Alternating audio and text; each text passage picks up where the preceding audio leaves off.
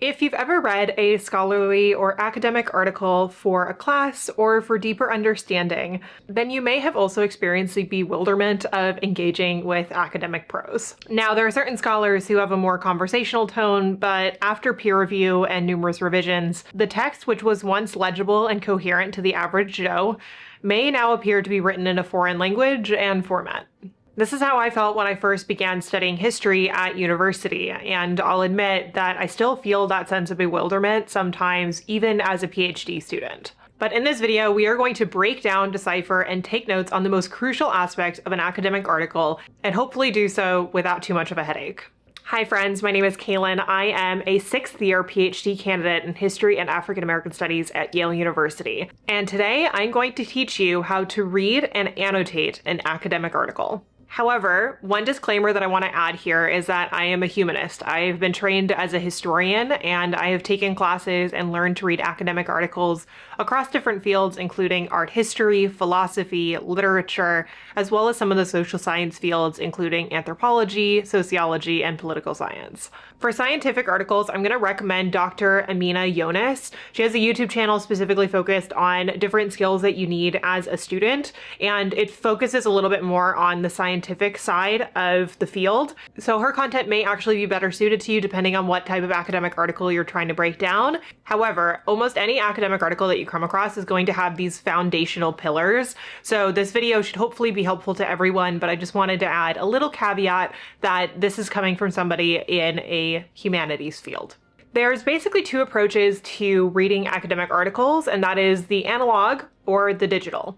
If you are following the analog model, I recommend having a notebook nearby, printing out the article, and having a variety of highlighters or pens that you can use to color code the different findings within that particular article. If, however, you are taking the digital approach, I recommend having a tablet like an iPad. However, the digital method can also just include using your computer. However, I personally really love the tactile experience of writing on a tablet with a Paperlike screen protector. This is what I use. I have an iPad Air 11-inch, which is actually downgraded from my previous iPad Pro.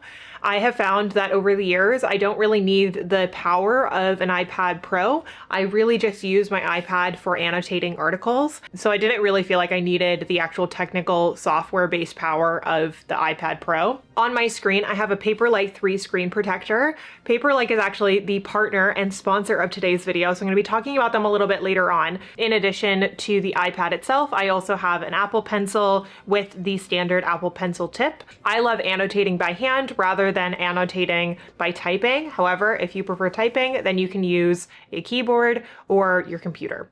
Next up, you're going to need a note-taking software where you can download your PDFs and annotate your articles. I personally use Goodnotes. I have tried other applications, but this is the one that I love best. This video is broken down into 6 parts, which you can skip forward to using the timestamps down below, or you can just follow along in order to learn how to annotate an academic article.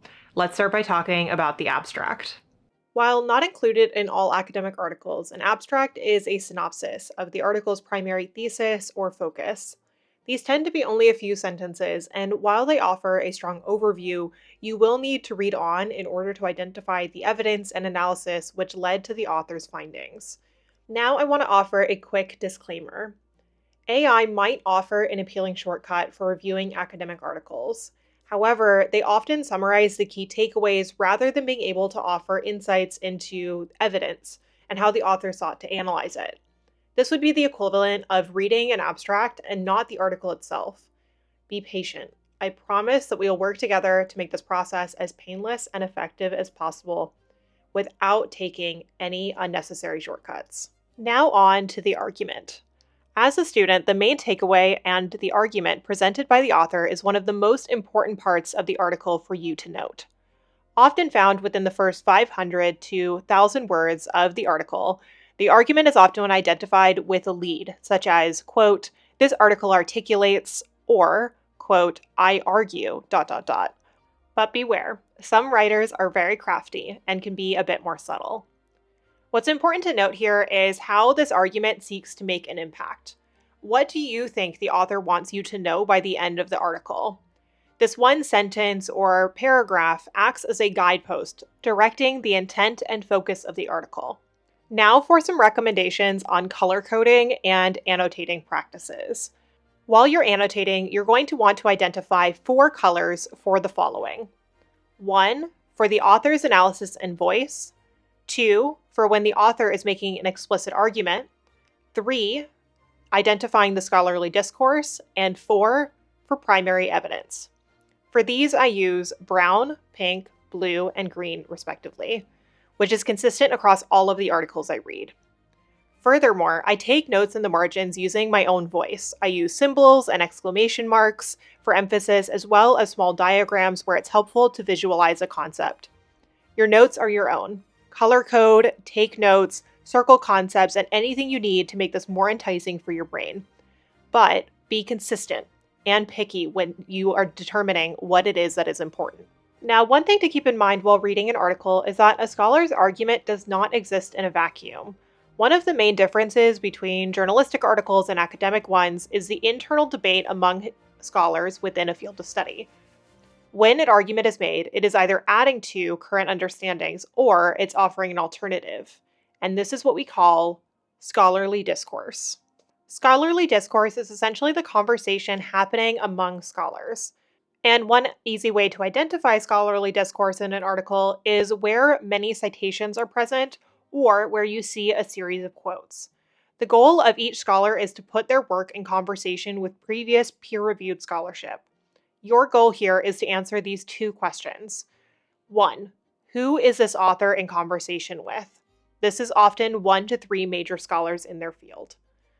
And 2, what do they agree or disagree with based on the previous scholar's approach?